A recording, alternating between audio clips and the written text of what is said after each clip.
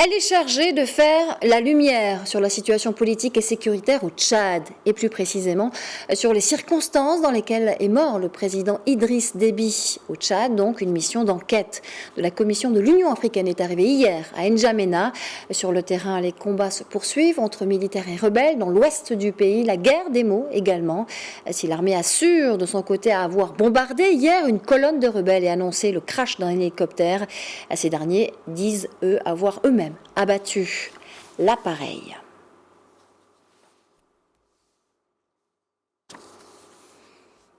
Et en direct avec nous depuis N'Djamena, précisément pour analyser la situation au Tchad, Abdelrahim Oumar, il est spécialiste des défis sécuritaires dans ce pays. Bonjour à vous et bienvenue. Bonjour madame.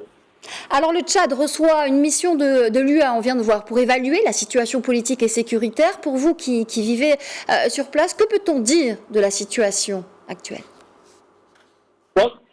Avant de pouvoir livrer mon analyse par rapport à la mission délivrée par l'Union africaine, il va de soi dire une chose très importante, que la mission a eu à retarder. Car au préalable, l'on s'en souvient déjà de la déclaration du président de la Commission de l'Union africaine qui semble apaiser juste les tensions et demander aux gens de convenir aux résolutions prises et aux décisions du CMT. Aujourd'hui, nous vivons à une autre dérogation très symbolique et très singulière.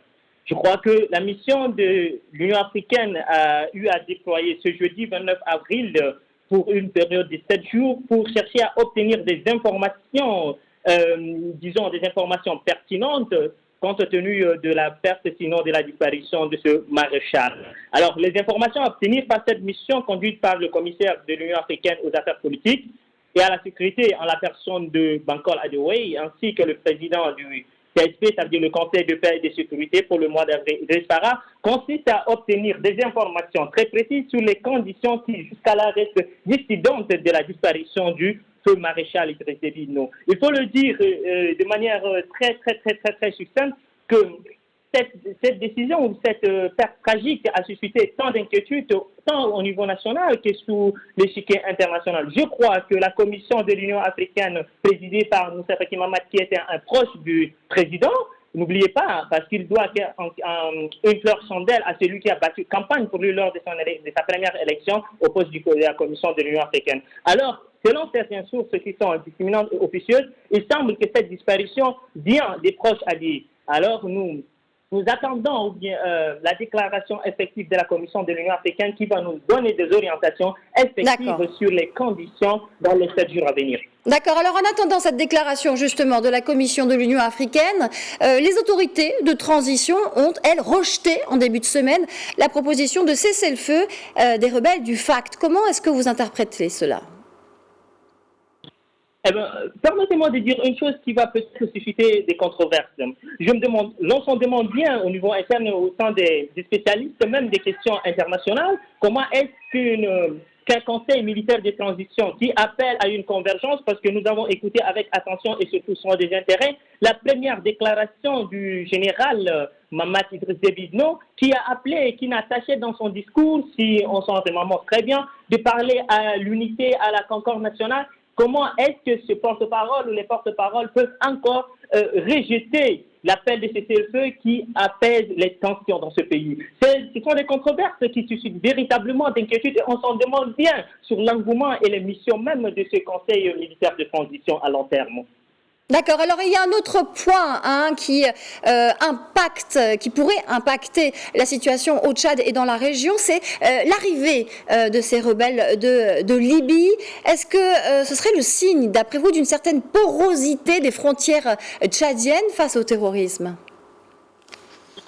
L'on a tâché de dire, surtout quand il est question d'étudier la question sécuritaire ou les défis sécuritaires au Tchad, que le Tchad connaît des défis sécuritaires déjà de manière générale asymétriques. La porosité des frontières est l'une même des inconvénients, si vous voulez, en termes des défis du G5 Sahel pour la maîtrise et la vocation. Il faut le dire que le maréchal du Tchad a essayé de faire le cheval de bataille, la question du terrorisme panafricain, dans sa politique. Maintenant, aujourd'hui, oui, la question des mercenaires est très importante parce que le Tchad subit des insécurités asymétriques, non pas simplement par le nord, du nord au sud, de l'est à l'ouest, il subit des insécurités. L'ONU et à travers les membres africains du Conseil de sécurité ont demandé le redéploiement des mercenaires de la Libye. Mais écoutez, il y a tout un protocole. Il y a tout un protocole qui n'est pas pris en considération. Nous avons entendu, suivant certaines sources très officielles, qu'il semble que les mercenaires qui quittent la Libye se joignent aux forces pour l'alternance et des Concordes au Tchad, le groupe de rebelles FAT.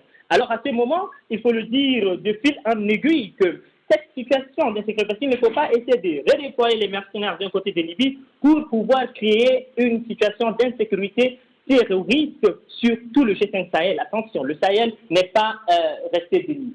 Alors, dans ce contexte, Abdelrahim Oumar, est-ce que l'option d'une mission de maintien de la paix internationale au Tchad est-elle envisageable? Elle est sur la table.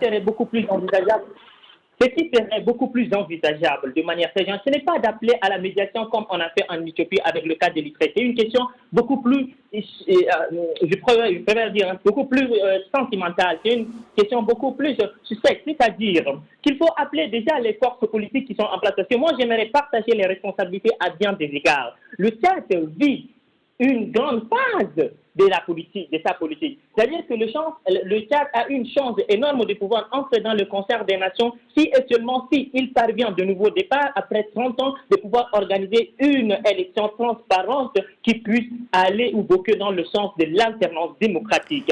Alors, ce que j'appelle d'une part déjà les membres du Conseil militaire de transition de pouvoir. Moi, voilà la vision que nous avons en tout cas. C'est celle de pouvoir appeler les conseils militaires de transition d'assumer pleinement sa responsabilité. Alors, Abdelrahim Oumar, monsieur Abdelrahim Oumar, au-delà d'un appel, c'est surtout une analyse que l'on souhaite ici faire de la situation globale du Tchad sans parti pris.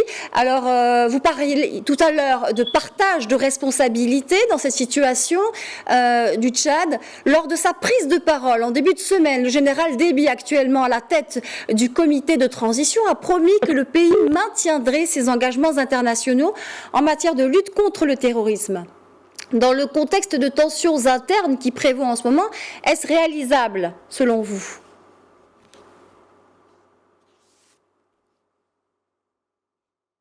Abdelrahim Oumar, apparemment, il y a un problème de liaison téléphonique. Abdelrahim Oumar, qui était en direct donc avec nous de N'Djamena et spécialiste des sécuritaires au Tchad. Merci pour votre intervention.